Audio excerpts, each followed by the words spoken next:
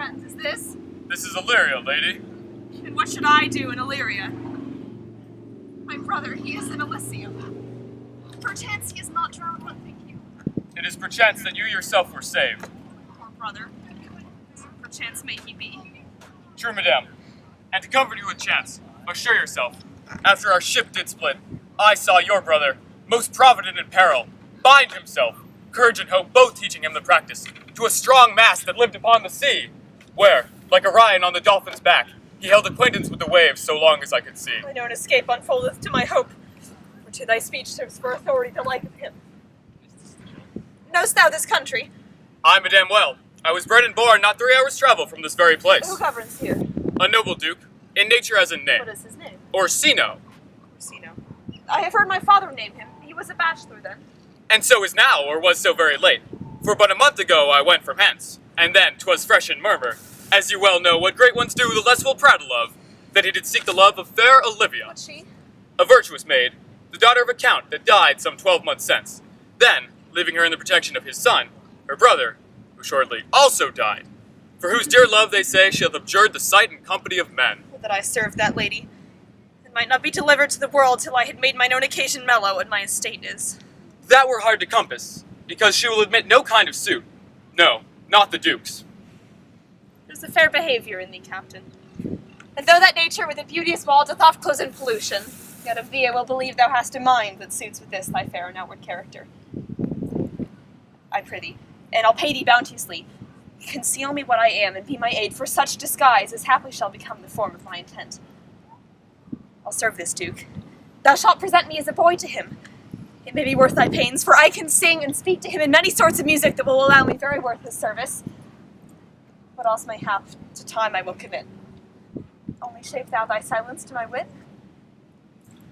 Be you his servant, and your mute I'll be. When my tongue blabs, then let mine eyes not see. I thank thee.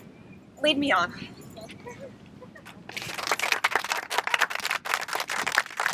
Love. Play on. Give me excess of it, not surfeiting.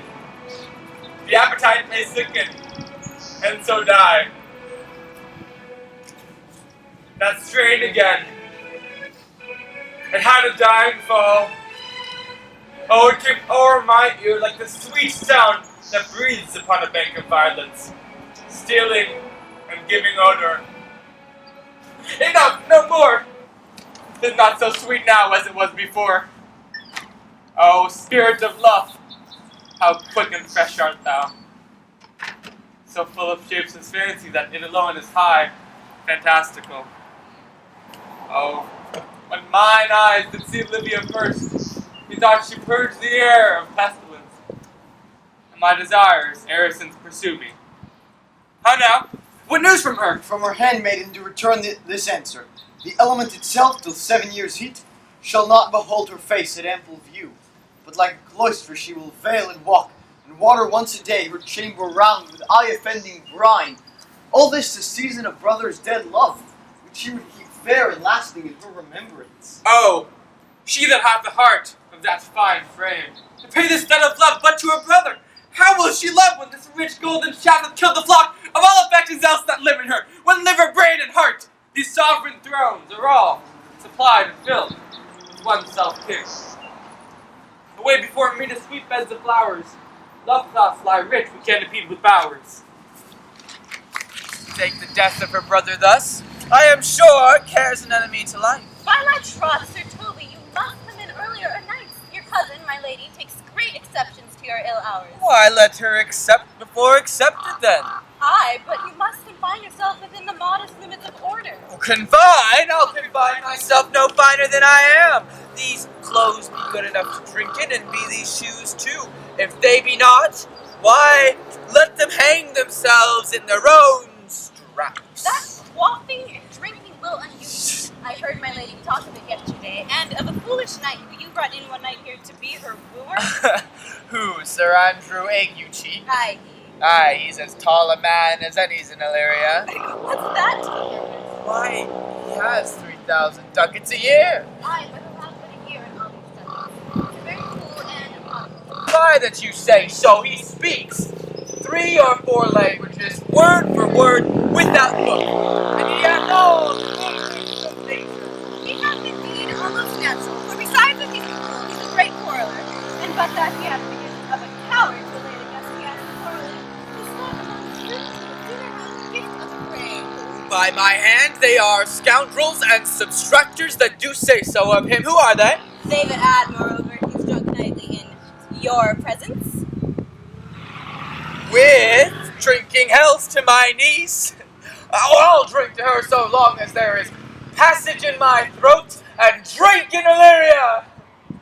He is a coward and a coistrel who will not drink to my niece until his brains turn to the toe like a parish top. Oh, what wench! Castigliano Vulgo, for here comes Sir Andrew Agueface. Sir Toby Bouch. How now, Sir Toby Bouch? Sweet Sir Andrew. Bless you, fair shrew. And you too, sir. Accost, Sir Andrew, accost. What's that? My niece's chambermaid. Oh, good Mistress Accost, I desire better acquaintance. My name is Mary, sir. Good Mistress Mary Accost. You mistake, Sir Andrew. Accost is front her, board her, woo her, assail her. Well, by my troth, I would undertake her in this company.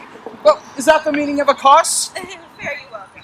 Well, Mary, do you think you have fools in hand? Sir, I have not you by the hand. Mary, but you shall have, and here's my hand. Now, sir, thought is free. I pray you, bring your hand to the buttery bar and let it drink. Wherefore, sweetheart? What's your metaphor? It's dry, sir. Why, I think so. I'm not such an ass, but I can't keep my hand dry. But what's your jest? A dry jest, sir. Are you full of them? Aye, sir, I have them at my fingers' ends, Mary. Now I let go your hand. I am barren.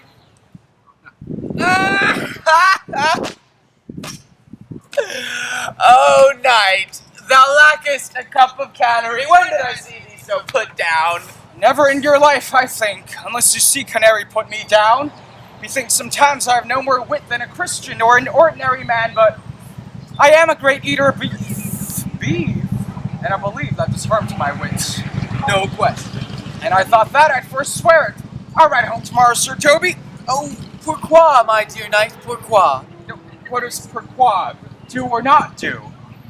Oh, had I bestowed my time in tongues that I have in fencing and dancing. Oh, had I but followed the arts. Well, I'll ride home tomorrow, Sir Toby. Your niece will not be seen, and if she be seen, it's 4-1 she'll none of me. Count himself here hard by woos her.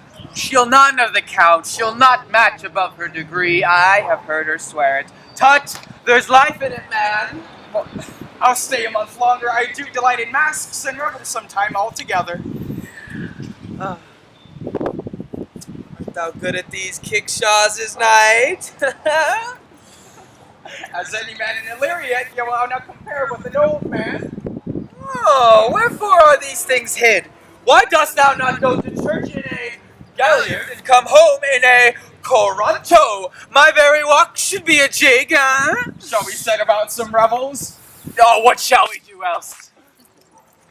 Continue these favors towards you, Cesario. You are like to be much advanced. He hath known you but 3 days, and already you are no stranger. You either fear his humor or my negligence that you call into question the continuance of his love. Is he inconstant, sir, in his favors? No, believe me. I thank you. Here comes the count. Who saw Cesario? Huh? On your attendance, my lord. Here. Stand you a while aloof. Cesario, thou knowest no less but all. I have unclasped to thee the book even of my secret soul. Therefore, good youth, address thy gate unto her. Be not denied access, stand at her doors, and tell them there thy fixed foot shall grow, till thou have audience. Sure, my noble lord, if she be so abandoned to her sorrows and his folk, she never will admit me. Be clamorous and leap all civil bound, rather than make unprofited return. Say I do speak with her, my lord, what then? Oh, then unfold to her the passion of my love. Surprise her with discourse of my dear faith. It shall become thee well to act out my woes. She will attend it better in thy youth than annuncios of more grave aspect. I think not so, my lord. Dear lad, believe it. For they shall yet belie the happy years that say thou art a man. Diana's lip is not more smooth than Rubius, and thy pipe is as a maiden's, shrill and sound, and all is semblative a woman's part. I know thy constellation is right apt for this affair. Proffer well in this, and thou shalt be as free as thy lord to call his fortunes thine. I'll do my best to woo your lady. Yet a barful strife. Whoe'er I woo myself would be his wife.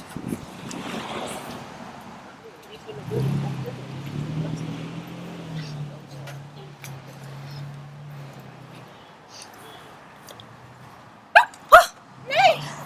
Either tell me where thou hast been, or I will not open my lips so wide as a bristle may enter in way of thy excuse. Lady will hang thee for thy absence. Let her hang me, for she that will hang this world needs fear no colors. Make that good. She shall see none to fear. A good Lenten answer. I can tell thee where that saying was born of I fear no colors. Where, good Mistress Mary? In the wars, and that may you be bold to stay in your foolery. Will God give them wisdom that have it? Those that are fools, let them use their talents. Yet you will be hanged for being so long absent, or to be turned away. Is that not as good as a hanging to you? Many a good hanging prevents a bad marriage, and as for turning away, let summer bear it out. You are resolute then. Not so, neither, but I'm resolved on 2 points. That if one break, the other will hold, or if both break, your gaskins fall. Apt in good faith, very apt. We'll go thy way. If Sir Toby would leave drinking, thou art as witty a piece of Eve's flesh as any in Illyria. Peace, you rogue, no more of that. Here comes my lady. Make your excuse wisely, you were best. Wit, and be thy will, put me into good fool. Those wits that think they'd have thee do very oft prove fools, and I, that am sure I lack thee, may very well pass for a wise man. For what says Quinopolis? Better a witty fool than a foolish wit. God bless thee, lady. Take the fool away. Do you not hear, fellow? Take away the lady. Go to, you're a dry fool, I'll know more of you. Besides, you grow dishonest. 2 faults, Madonna, that drink and good counsel will amend. Forgive the dry fool drink, is the fool not dry? Bid the dishonest man mend himself. If he mend, he is no longer dishonest. If he cannot, let the botcher mend him. Anything that's mended is but patched. Virtue that transgresses is but patched with sin, and sin that amends is but patched with virtue. If this in the simple syllogism will serve so, if it will not, what remedy? As there's no true cuckold but calamity, so beauty's a flower. The lady bade take away the fool, therefore I say again, gentlemen, take her away. I bade him take away you. Misprison in the highest degree. Lady, give me leave to prove you a fool. Can you do it? Dexterously, good Madonna. Make your proof. I must catechize you for it. Good, my mouse of virtue, answer me. Well, for want of other idleness, I'll bide your proof. Madam, why mourn'st thou? Good fool, for my brother's dead. I think his soul is in hell, Madonna. I know his soul is in heaven, fool. The more fool, Madonna, grieving for your brother's soul, being in heaven. Take away the fool, gentlemen. What think you of this fool, Malvolio? Doth she not mend? Yes, and shall do till the pangs of death shake her. Infirmity that the case of wise doth ever make the better. God send you, sir, a speedy infirmity, for the better increasing your folly. Sir Toby will be sworn that I am no fox, but he will not for 2 pence pass his word that you are no fool. How say you to that, Malvolio? I marvel your ladyship takes delight in such a barren rascal. Unless you laugh and minister occasion to her, she is gagged. I protest, I take these wise men that crow so these such kind of fools no better than the fool zanies. You are sick of self-love, Malvolio, and taste with a distempered appetite. To be generous, guiltless, and free of disposition is to take those things for bird bolts that you deem cannon bullets. There is no slander in a loud fool, though she do nothing but rail, nor no railing in a no discreet man, though he do nothing but reprove. Now, Mercury, and do thee with leasing, for thou speakest well of fools. Madam, there is at the gate a young gentleman much desires to speak with you. From the Count Orsino, is it? I know not, madam. Who of my people hold him in delay? Sir Toby, madam, your kinsman. Fetch him off, I pray you, and speak nothing but madman. Fly on him. Go you, Malvolio. If it be a suit from the Count, I am sick or not at home. What you will to dismiss it. Now you see how your fooling grows old, and people dislike it. Thou hast spoke for us, Madonna, as if thy eldest son should be a fool, who scolds Jove crammed with brains. Here he comes. One of thy kin has a most weak pia matter. By mine honor half drunk. What is he at the gate, cousin? Gentlemen, A gentleman? What gentleman? 'tis a gentleman here. Plago these pickled herrings.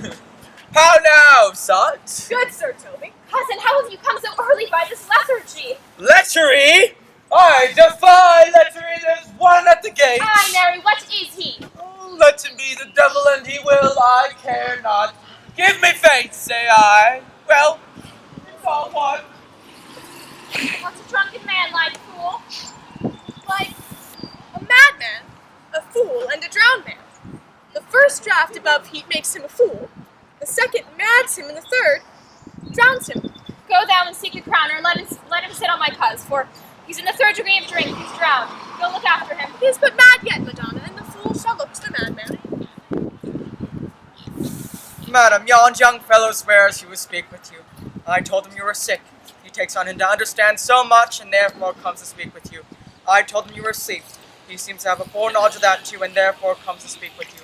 What has we said to him, lady? He's fortified against any denial. Tell him he shall not speak with me. Has been told so, and he says he'll stand at your door like a sheriff's post and be the supporter to a bench. But he'll speak with you. What kind of man is he? Why, of mankind. What manner of man? A very ill manner. He'll speak with you. Will you or no? What personage in years is he? Not yet old enough for a man, nor young enough for a boy, as a squash is before 'tis a peas cod, or a codling, which is almost an apple. 'Tis with him in standing water between boy and man.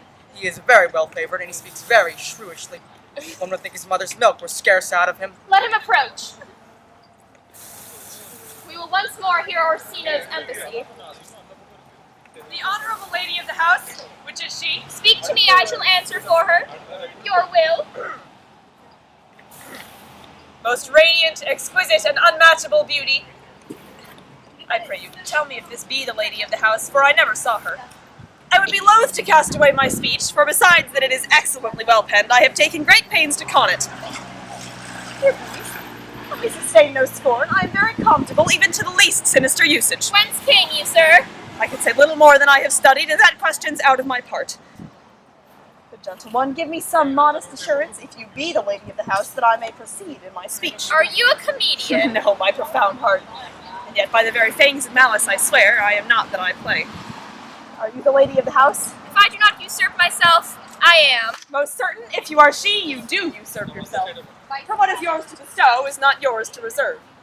But this is from my commission.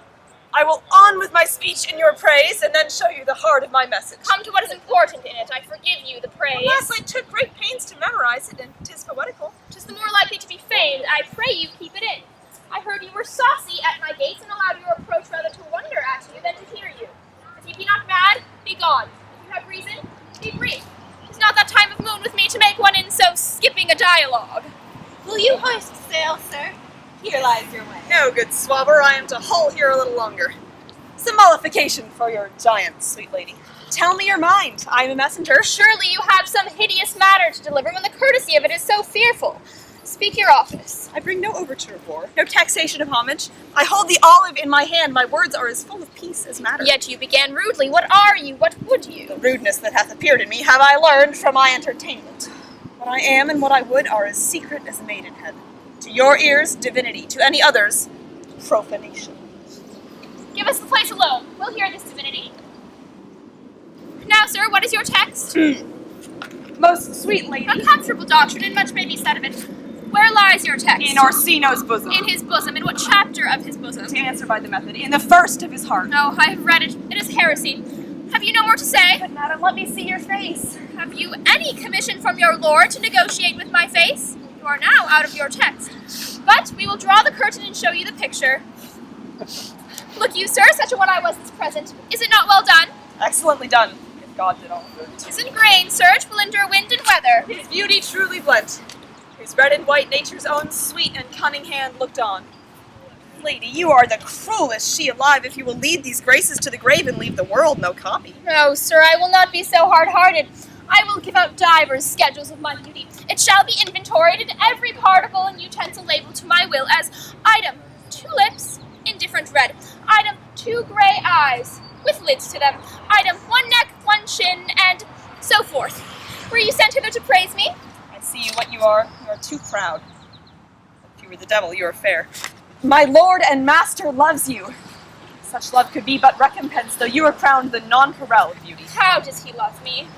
With adorations, with fertile tears, with groans that thunder love, with sighs of fire. Your lord does know my mind. I cannot love him. Yet I suppose him virtuous, know him noble, of great great estate of fresh and stainless youth, in voices well divulged, free, learned, and valiant, and in dimension and the shape of nature a gracious person. And yet I cannot love him. He might have took his answer long ago. If I did love you in my master's flame, with such a suffering, such a deadly life, in your denial I would find no sense. I would not understand it. Why, what would you? Make me a willow cabin at your gate, and call upon my soul within the house. Write loyal cantons of condemned love, and sing them loud, even in the dead of night. Hallow your name to the reverberant hills, and make the babbling gossip of the air cry out, Olivia! You should not sleep between the elements of air and earth, but you should pity me. You might do much. What is your parentage? About my fortunes, yet my estate is well. I am a gentleman. Get you to your lord, I cannot love him. Let him send no more, unless perchance you come to me to tell me how he takes it. I thank you for your pains. Spend this for me. I have no feet post, lady. Keep your purse. My master, not myself, lacks recompense. Love make his heart of flint that you shall love, and let your fervor, like my master's, be placed in contempt. Farewell, fair cruelty. What is your parentage? Above my fortunes, yet my state is well. I am a gentleman. I'll be sworn thou art. Thy tongue, thy face, thy limbs, actions, and spirit do give thee fivefold place, and not too fast. Soft, soft. Unless the master were the man. How now? Malvolio! Even so quickly may one catch the plague.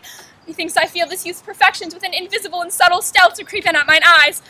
Well, let it be. What ho, Malvolio? Here, madam, at your service. Run after that same peevish messenger, the county's man. He left this ring behind him, would I or not. Tell him I'll none of it. Desire him not to flatter with his lord, nor hold him up in hopes. I am not for him. If the youth will come this way tomorrow, I'll give him reason for it. Hide thee, Malvolio. Madam, I will. I do I know not what, and fear to find mine eye too great a flatterer for my mind. Fate, show thy force. Ourselves we do not owe. What is decreed must be, and be this so.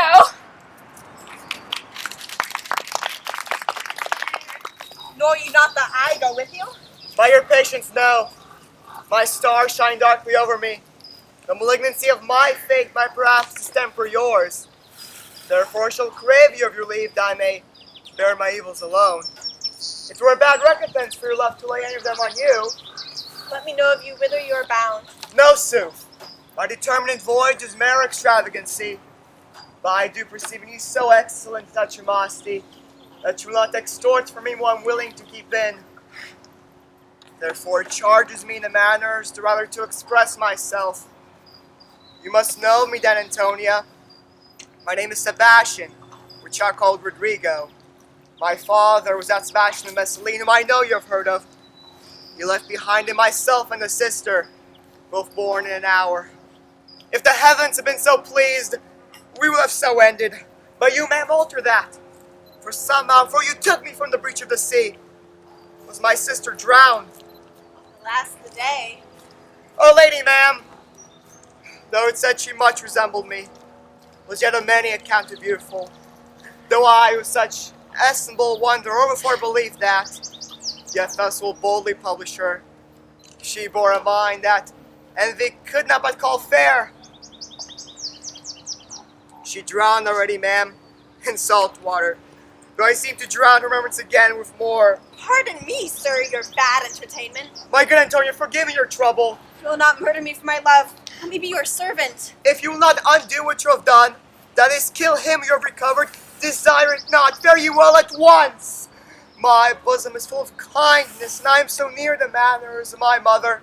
Upon the least occasion more, mine eyes will tell tales of me. I am bound to Count Orsino's court. Farewell. The gentleness of all the gods go with thee. I have many enemies in Orsino's court. Also, would I very shortly see thee there. But come what may, I do adore thee so, that danger shall seem sport, and I will go. You. Sir, you might have saved me my pains to have taken it away yourself. She adds, moreover, that you should put your lord into a desperate assurance you'll none of him. And one thing more, that you be never so hardy to come again in his affairs, unless it be to report your lord's taking of this. Receive it, sir. She took the ring of me. Oh, none of it. Come, sir, you peevishly threw it to her, and her will is it should be so returned. If it be worth stooping for, there it lies in your eye. If not, be it his that finds it.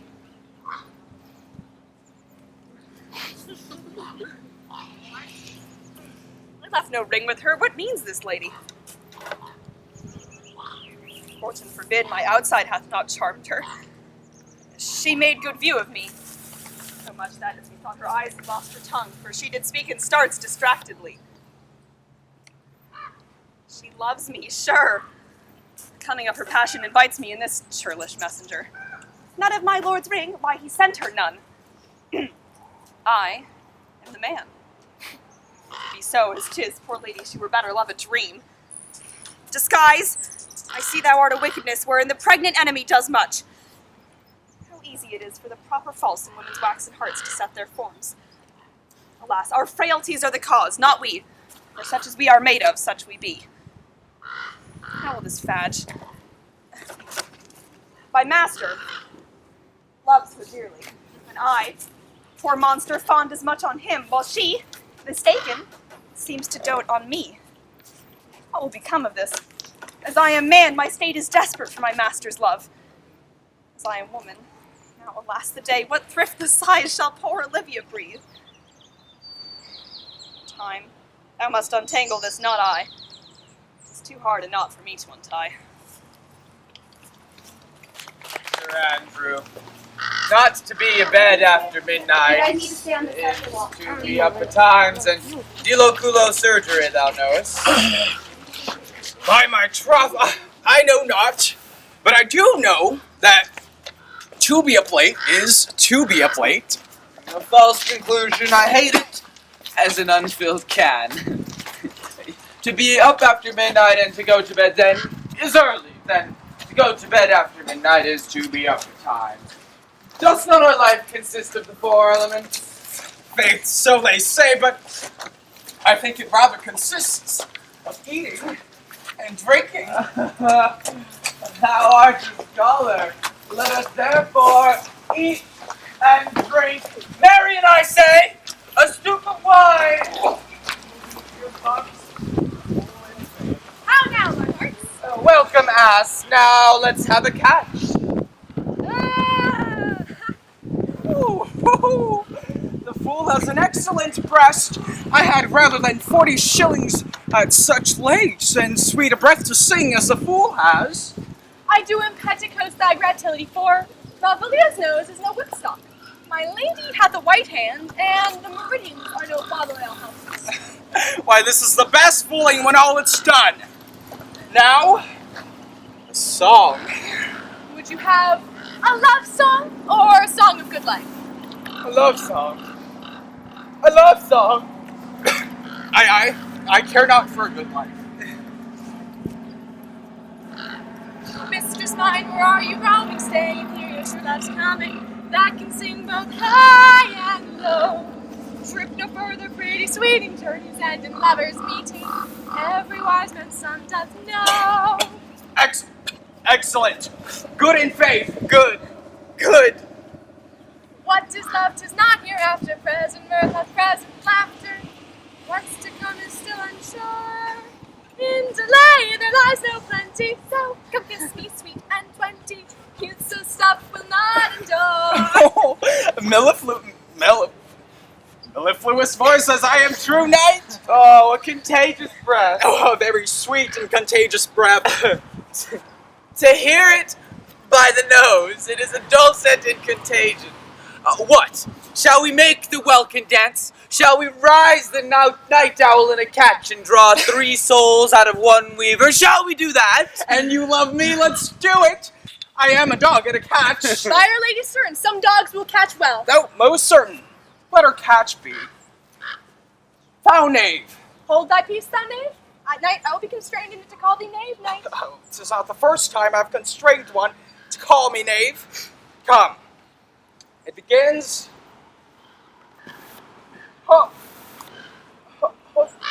The pee.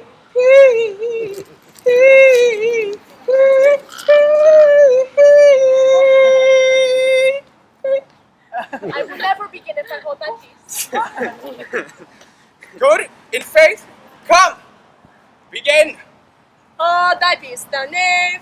Hold thy peace, thou knave. Hold thy peace. Hold thy peace, O nay. Hold thy peace. Hold thy peace, O nay. Hold thy peace. If my lady have not called up her steward Malvolio and bid him turn you out of doors, never trust me.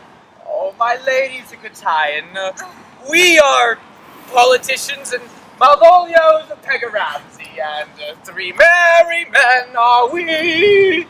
Am I not consanguineous? Am I not of her blood? Tilly Valley, lady, there dwelt a man in Babylon, lady.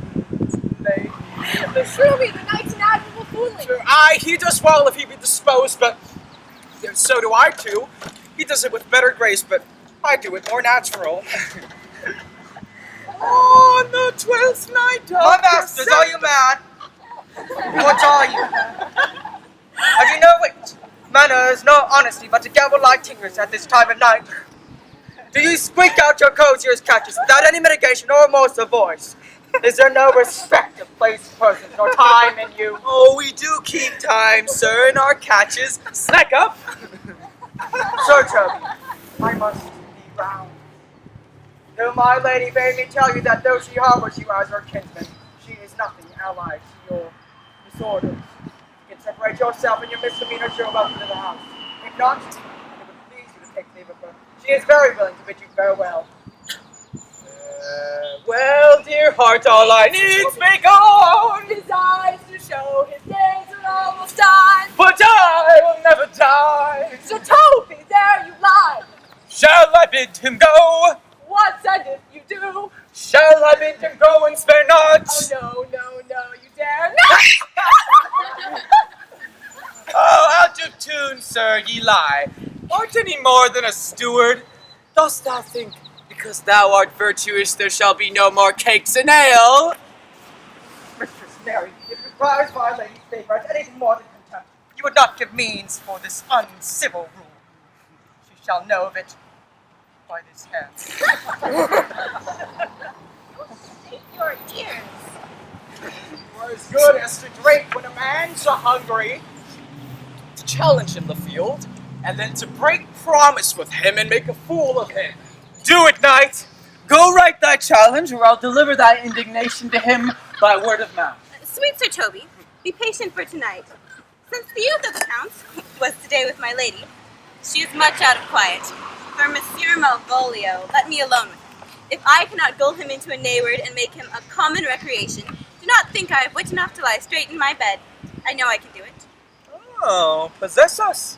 Possess us, tell us something of him. The devil a Puritan that he is, or anything constantly but a time pleaser, an affectionate ass, one that constate without book and utters it by great swords, the best persuaded of himself, so crammed, as he thinks, with excellencies, that it is his grounds of faith that all that look on him love him, and on that vice in him will my revenge by notable cost work. What wilt thou do? I will drop in his way some obscure epistles of love, wherein by the shape of his leg, the manner of his gait, the expressure of his eye, forehead, and complexion, he shall find himself most feelingly personated. I can write very like my lady your niece. On a forgotten matter, we can hardly make distinction of our hands. Excellent, I smell a device. I have it in my nose too. Ye wilt think, by the letters that thou wilt leave, that they are written by my niece and that she has fallen in love with him. My purpose is indeed a horse of that color. Oh, and now your horse would make him an ass. Ass, I doubt not. Oh, it will be admirable. Sport royal, I warrant you. I will plant you two, and let the fool make a third, where he shall find the letter. Observe his construction of it. For this night to bed and dream on the event. Farewell. Farewell, my synesthesia. For me, she's a good wench. She's a beagle true bred, and one that adores me. What of that? I was adored once too. Come, knight, let's to bed. Thou hast need send for more money. Oh, if I cannot recover your niece, I am a foul way out. Come, knight, send for more money. If thou hast her not in the end, call me cut. If I do not, never trust me. Take it how you will. Come, knight. It's too late to go to bed. Now I'll go burn a sack. Come, knight, come. some music. Now, Mrs. Ario, let that piece of song, that old and antic song we had last night, I thought it did relieve my passion much more than light airs and recollected terms of these most brisk and giddy-paced times. Come, but one verse. She is not here, so please your lordship, that should sing it. Who was it? Festy the Jester, my lord, a clown that the Lady Olivia's father took much delight in. She is about the house. Seek her out. Come hither, boy. If ever thou shalt love, in the sweet pangs of it remember me. For such as I am, all true lovers are, unstayed and skittish in all motions else, save in the constant image of the creature that is beloved. How dost thou like this tune? Gives a very echo to the seat where love is throned. Thou dost speak masterly. My life upon it, young though thou art, thine eye hath stayed upon some favor that it loves. Hath it not, boy? Little, by your favor. What kind of woman is it? Of your complexion. She is not worth thee, then. What years, in faith? About your years, my lord? Too old. By heaven, but let still a woman take an elder than herself. So wears she to him, so swaying in her husband's heart. For born, however we do praise ourselves, our fancies are more giddy and unfirm, more longing, wavering, sooner lost than won than women's are. I think it well, my lord. Then let thy love be younger than thyself, or thy affection cannot hold the bent. For women are as roses, whose fair flower being once displayed, doth fall that very hour. So they are. Alas, that they are so. To die. And when they to perfection grow. Oh, come. The song we had last night. It is silly sooth and dallies with the innocence of love, like the old age. Wait, are you ready, sir?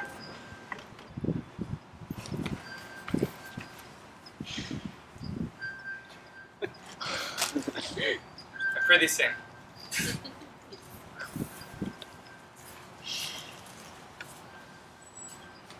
Come away, death, and in sad cypress let me be laid. Fly away, breath, I am slain by a fair cruel maid.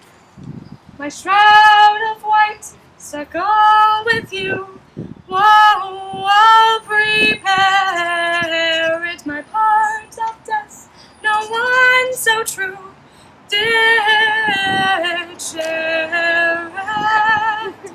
Not a flower sweet, on my black coffin let there be strewn. Not a friend greet my poor corpse where my bones shall be thrown. 1,000 sighs to save, lay me aware.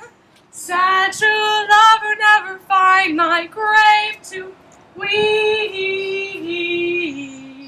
there. Oh, there's for thy pains? No pain, sir. I take pleasure in singing. Okay, thy pleasure then. Truly, sir. And pleasure will be paid one time, remember. Give me now leave to leave thee. Now the melancholy God protect me, and if you remember myself in pain, my mind is very open. I would have meant of such constancy, but to see that their intentions I mean everything, and their business everywhere. We're not so. It makes a good voyage. Farewell. Once more, Cesario, get thee to yon same sovereign cruelty. Tell her, my love, more noble than the world, prizes not quantity of dirty lands. Tell her the part that fortune hath bestowed upon her, I hold as giddily as fortune. But 'tis that miracle and queen of gems that nature pranks her and attracts my soul. But if she cannot love you, sir, I cannot be so in. Sooth, but you must. say that some lady, as perhaps there is, that for your love as great a paying of heart as you have for Olivia, you cannot love her. You tell her so. Must she not then be answered? There is no woman's size can buy the beating of so strong a passion as love doth give my heart. No woman's heart so big to hold so much. They lack retention. Alas, their love may be called appetite, no motion of the liver but the palate, but mine is as hungry as the sea and can digest as much. Make no compare between that love a woman can bear me and that I owe Olivia. Aye, but I know What dost thou know? too well what love women to men may owe. In faith, they are as true of heart as we. My father had a daughter loved a man, as it would be, perhaps. Were I a woman, I should your lordship. And what's her history? Blank, my lord. She never told her love, but let concealment like a worm in the bud feed on her damask cheek. She pined and thought, and with a green and yellow melancholy sat like patience on a monument, smiling at grief. Was this not love indeed? We men may say more, swear more, but indeed our shows are more than will. For still we prove much in our vows, but little in our love. But die the sister of her love, my boy? I'm all the daughters of my father's house, and all the brothers too, and yet I know not. Sir, shall I to this lady? Aye, that's the theme. To her in haste. Give her this jewel. Say my love, you give no place, find no delay.